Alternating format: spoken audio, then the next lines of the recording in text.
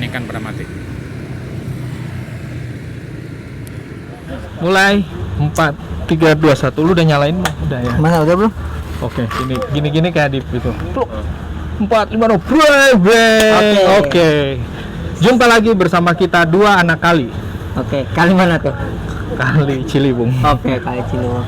Kita hari ini akan membahas seputar isu menarik di Kabupaten Bogor, Mas. Langsung ya. Langsung isu menarik. aja. Sebenarnya banyak isu menarik sih yang terjadi di Kabupaten Bogor. Cuma kalau hari ini hari apa? Hari Senin ya, 11 September 2023. Ini tepat juga Hari Radio sebenarnya. Oh iya, selamat ulang tahun untuk RRI. Nggak hanya RRI, semua radio hari ini memperingati harinya gitu. Oke. Yang keberapa tuh, Mas Yop?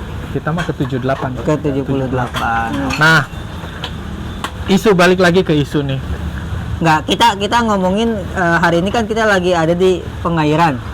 Ya, tempat tercinta kita. Kita ngomongin air lah ya.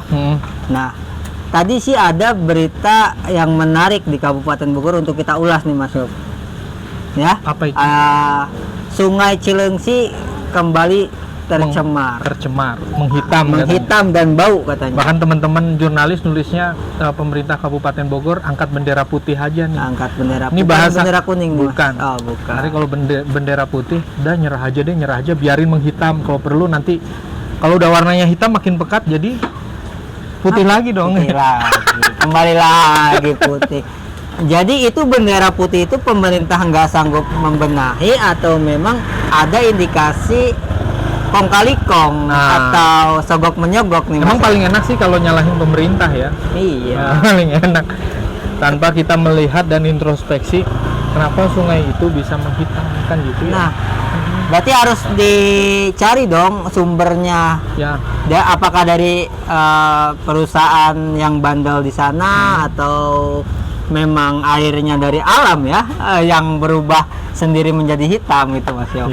Itu kan pertanyaan dari banyak pihak atau banyak masyarakat lah ya. Saya pernah sekali liputan ke PT PPLI kalau nggak salah ya.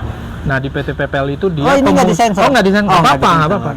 Okay. Itu perusahaan pengelola limbah gitu. Jadi konon katanya di beberapa negara maju itu ketika sebuah kawasan industri itu juga harus memiliki tidak hanya perusahaan yang memproduksi barang ya, manufaktur barang setengah jadi menjadi barang jadi atau barang mentah jadi barang setengah jadi, tapi dia juga harus memiliki instalasi yang bisa mengolah limbah-limbah dari industri dan manufaktur tersebut. Okay. Nah jumlahnya kalau tidak salah adalah kuotanya, misalkan dari 100 pabrik itu 25 atau 30 pabrik itu harus concern di bidang pengolahan industri.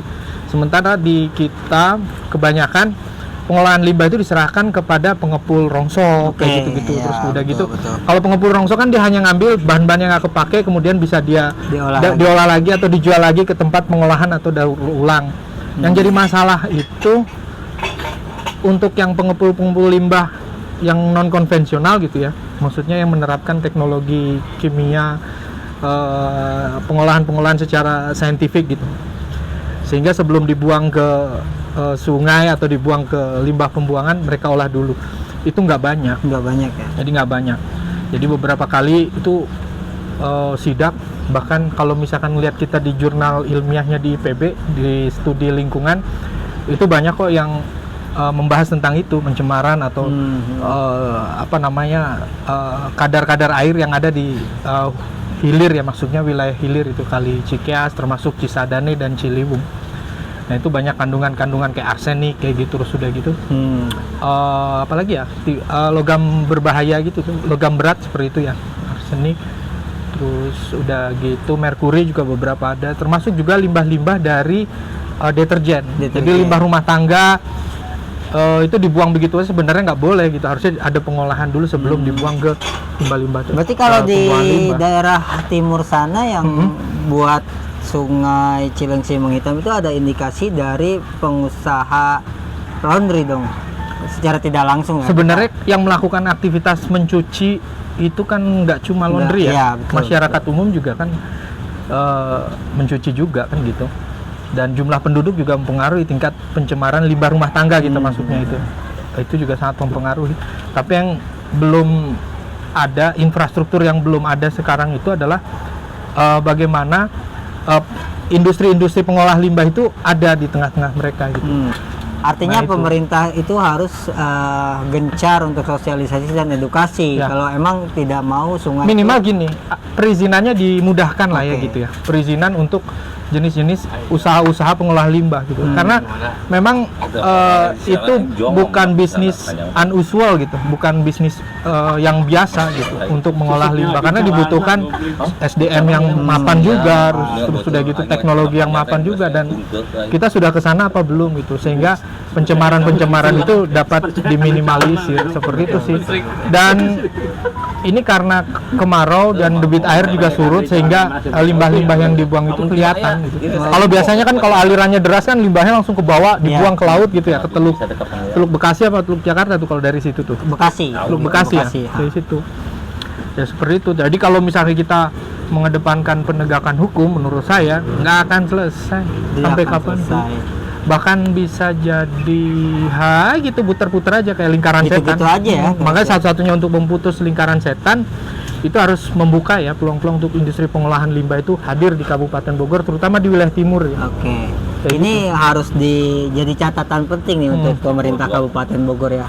Mungkin dari suara-suara kami hanya bisa Iya. memberikan saran ya. Ya kita kan bukan 5% dari penduduk Kabupaten Bogor yang punya kebijakan dan kewenangan untuk Iya. mengatasi hal itu ya. Cuman jujur sih kalau misalkan saya kalau bisa ngirit ya, maksudnya untuk limbah deterjen yang pakai gitu jangan terlalu sering nyuci ya gitu kan. Bau dong. Kalau nggak dicuci bau dong nanti. Itu nggak hanya itu aja sebenarnya limbah kimia tuh kayak pengolahan besi ya. Pengolahan besi juga ada tuh limbah-limbahnya tuh. Karena beberapa dari pengolahan itu pakai merkuri. Termasuk elektronik, pabrik-pabrik elektronik itu kan PCB-nya nyucinya juga pakai cairan-cairan ini ya. Cairan-cairan kimia gitu. Betul. Termasuk limbah makanan dan minuman. Makanan dan minuman itu juga kayak kaleng terus gitu plastik itu juga nggak boleh diabaikan. Jadi kalau misalkan kita bicara soal limbah pencemaran nggak bisa satu pihak deh kan. Iya. Karena yang mencemari ya kita juga gitu. Sementara kita selama ini disibukkan dengan mencari kambing hitam. Bener nggak sih gua ngomong? Cari kambing hitam, Oh. kambing Jawa kayaknya. Hitam ya. Mas. Bener. Ini katanya sih banyak ribuan ikan mati di sana tuh ya, Mas. Mungkin karena tadi ya limbah-limbah yang mengandung zat-zat itu ya yang menyebabkan ikan-ikan pada mati terus bau tak sedap mungkin itu ya. Yap. Dan warga di sana pun meminta pemerintah itu untuk tegas. Cuman yang tadi Mas Yopi sampaikan percuma kalau untuk dari segi hukumnya aja, Iya. tapi harus ada perizinan yang menguatkan pengelolaan limbah itu sendiri. Betul. Mungkin Jadi itu. industri pengolahan limbah ini harus ditambah mungkin ya kurang lebih seperti itu. Oke, cukup sekian untuk masalah lingkungan ya. Nanti kita beralih ke berita yang lain. Ini part 1, oke? Baik. Kayak Assalamualaikum.